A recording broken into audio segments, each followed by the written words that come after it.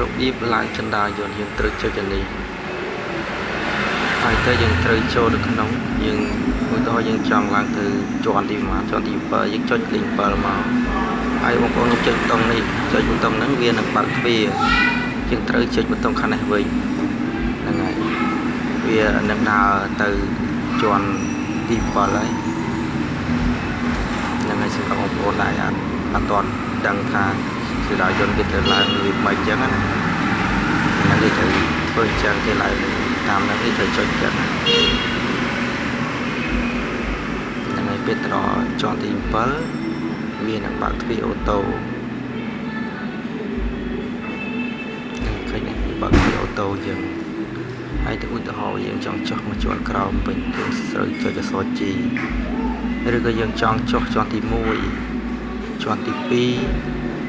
ជាន់ទី1ជាន់ទី2ជាន់ទី3ជាន់ទី4អញ្ចឹងយើងត្រូវចុចហើយយើងត្រូវចុចអក្សរ G ឧទាហរណ៍យើងចង់ចុះមកជាន់ទី1យើងចុចអក្សរ G មកឃើញទេវាចុះមកវិញយើងចុច